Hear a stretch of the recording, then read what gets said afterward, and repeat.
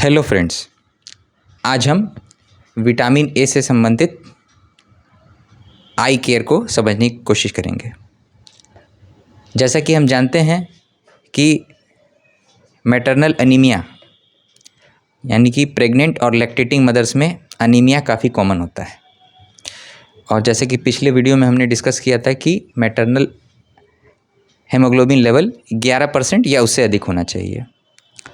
ऐसा देखा गया है और साइंस ऐसा मानती है कि जिन महिलाओं में प्रेग्नेंट और लैक्टेटिंग मदर्स में 11% से हेमोग्लोबिन कम होता है उनमें प्री मैच्योर डिलीवरी और उससे संबंधित आँखों की बीमारियाँ जैसे कि रेटिनोपैथी ऑफ मैच्योरिटी, आंसू नली से संबंधित बीमारियाँ यानी कि कंजेनाइटल नेज़ोलैक्रिमल डक्ट ऑब्स्ट्रक्शन और एम्ब्लायोपिया जो कि पर्दे की कमज़ोरी जिससे कि बच्चे की आँखों की रोशनी कम हो सकती है।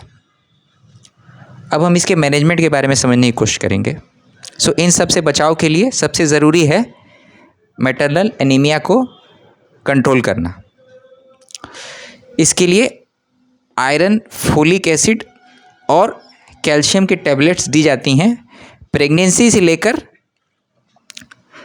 6 महीने तक स्तनपान के दौरान।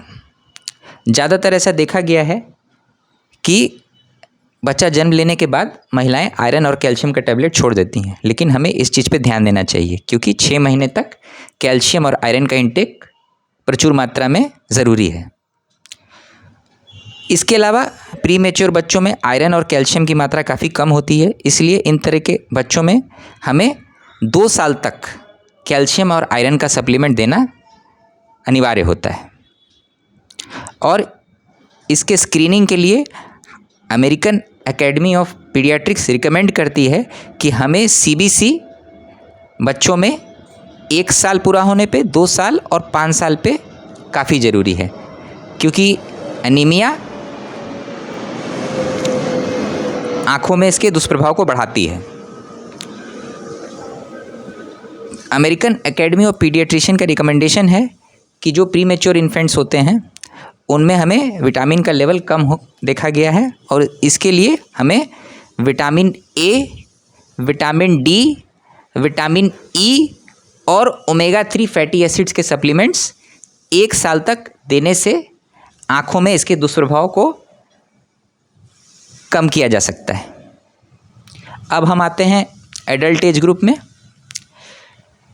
ऐसा साइंटिफिक स्टडी में पाया गया है कि एल्डरली पॉपुलेशन में जिनमें कि एज रिलेटेड मैकुलर डिजेनरेशन काफ़ी कॉमन है जो कि जनरली 70-80 की उम्र में देखा जाता है, उसमें भी विटामिन ए सप्लीमेंट्स काफ़ी अच्छा रोल प्ले करते हैं।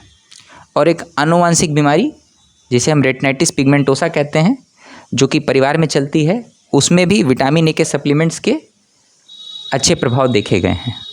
धन्यवाद।